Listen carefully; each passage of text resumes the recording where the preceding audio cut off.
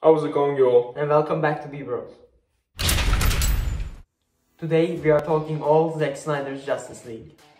We finally got to see Snyder's vision of the DCEU in a 4-hour ride which redeemed the extended universe and gave us hope for the future.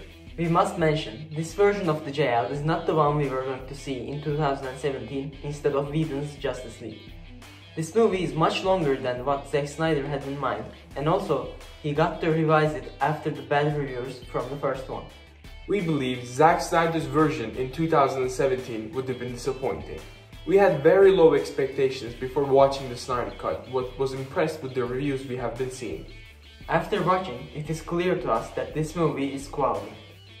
It doesn't feel like a 4-hour movie and it flows very well. To be honest, our expectations were so low as a community that we would have been happy with anything better than the last Justice League, which should not be a challenge. However, we think there's a greater reason behind these positive reviews. When the word superhero is used, the first person that comes to mind is Superman, then Batman. When I say villain, it is the Joker, DARKSEID. Especially before the MCU, DC dominated the superhero sector and everyone is looking to capture that greatness. When Warner Bros. Deliver a glimpse of it, we are satisfied. Snyder Cut is not perfection, but it is the closest thing to it on movie theaters or movie platforms. Don't get us wrong, we actually liked the movie very much. We believe the changed script and an extra hour and a half helped strengthen the plot with better character interactions and backstories. We connected well with the characters, including the new appearing characters like The Flash, Cyborg, and even Steppenwolf.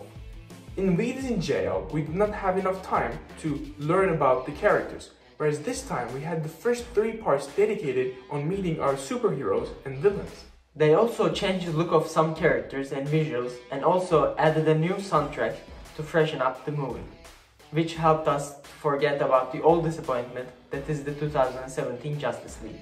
Other than Wonder Woman's horrible soundtrack, all the changes were necessary and successful. We should mention our thoughts on the soundtrack a little more.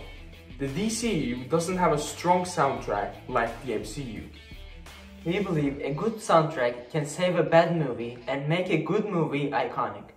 Hopefully in the future we will get to see some better soundtrack, like Justice League and Justice League Unlimited animated series. We have rambled on for long with our review of the movie, but our main focus of this video is discussing the vision of the DCEU that is brought back with the Justice League Snyder Cut. Without further ado, let's get into it. Snyder Cut saved the future of the DCEU by making a quality movie, but more importantly by giving us the continuation of the nightmares Batman saw in Dawn of Justice. We believe those nightmares are not only the visions of the future, but they actually happened and they are memories of Batman and Cyborg.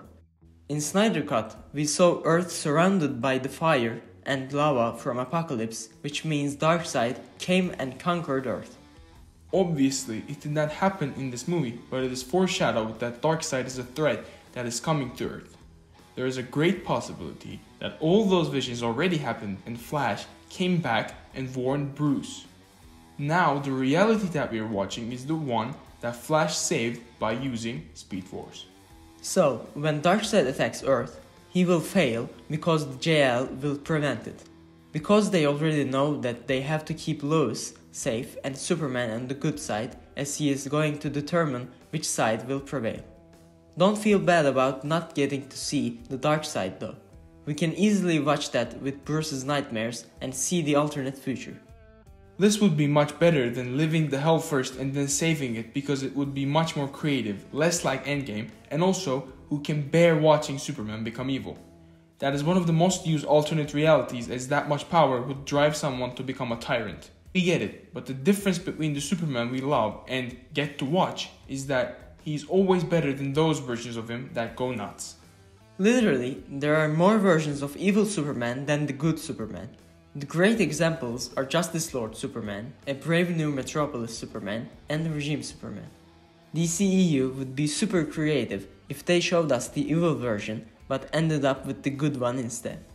We would love to see the new Justice League movie with Batman seeing the future and leading the JL to victory in the war against DARKSEID.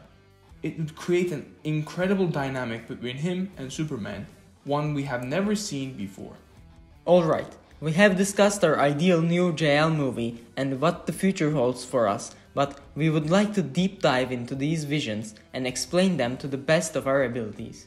Currently, we have 3 different visions. First one is Batman's nightmare in Dawn of Justice. Second one is Cyborg's vision when bringing Superman back to life. And the third one is again Batman's nightmare in the end of Snyder Cut. We will go through the events in those nightmares in a chronological order.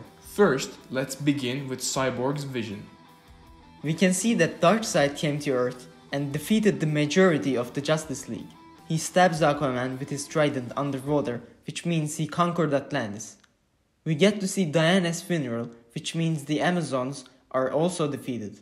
It is obvious that the strongest and most feared defender of the world is the last son of Krypton, and DARKSEID has to make an ally of him to defeat the Justice League, enslave Earth, and get his hands on the anti-life equation. For that to happen, Superman has to lose perspective and agree to join with DARKSEID. In Injustice story mode, Superman turns to a tyrant when Lois and his unborn child is killed by the Joker. He decides that he cannot save anyone with being nice, so he decides to control every aspect of life. There are similar stories in the DCEU, with the Brave New Metropolis, where Lois dies and Superman takes control. We see that Lois is always key for Superman. From what we understand from the visions, DARKSEID somehow frames Batman. Superman believes Lois dies because of Batman and he joins with DARKSEID. We can see Superman holding Lois' dead body in Cyborg's vision, and DARKSEID is putting his hand on Superman's shoulder. That is a symbol of him accepting Superman as his son, which means Superman changes sides at that moment. You can ask, how do we make this connection? In the DCEU, specifically Superman the Animated Series, DARKSEID uses a device to brainwash Superman into thinking they are father and son. He orders Superman to take control of Earth in the name of the DARKSEID. We know that the main followers of DARKSEID, like the Zod, Granny Goodness, and pre-banished Steppenwolf, are considered DARKSEID's son. Now let's move on in the nightmare at the end of Justice League. Batman, Cyborg, The Flash, Mera, Deathstroke, and the Joker are the only people left fighting DARKSEID. We already know Aquaman and Wonder Woman are dead, but we learn about Harley Quinn's death as well. Batman mentions how he has a code of not killing which he hasn't broken up to this moment. We also have a glimpse on the backstory of the Joker and Batman about the boy wonder Robin. Maybe we'll get to see that in another movie. It is important to point out that John Jones, aka the Martian Manhunter, is not present, which can signal to his death. In the end, Superman finds the heroes. This vision from the Justice League directly connects with Bruce Wayne's nightmare in Dawn of Justice. We learn that they were planning to acquire a kryptonite bomb to kill Superman, but when Superman intervenes, he probably kills everyone except for Batman, which escapes to finish the mission.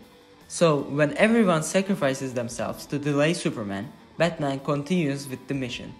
The code that we have just mentioned is no longer the case, as we can see Batman taking lives of Superman's troops.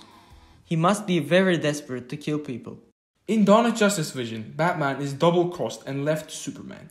He has a military of his own, which is common for DARKSEID's troops. DARKSEID's children have an army of their own. When Superman finds Batman, he doesn't hesitate to kill, and world's last hope is gone. This is the Batman v Superman story that we would like to see, not Batman going nuts and attacking an innocent Superman. Batman should be subtle, calm, and smart. He should not go and ask for a death wish.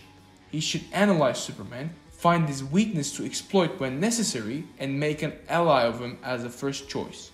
Then we go back to Cyborg's vision. Superman holds Batman's mask in his hand, which signals the end of DARKSEID's conquest.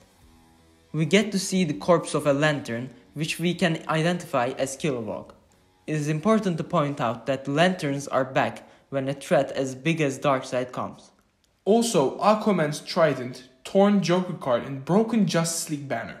It seems Superman brought the remains of the Justice League and whoever stood against him back to Hall of Justice / Wayne Manor. There was a lot to process from a 4-hour movie that can easily generate 10 hours more content with the stuff they haven't explained. We decided to focus on the visions because we believe There are great stories that can create a deep and a detailed universe. DC has a ton of unique content that must be revealed on the big screen, and for the first time in a long time, we believe the DCEU can give us what we're looking for. We hope Warner Bros. Comes to their senses and allows Zack Snyder to complete his vision of the DCEU.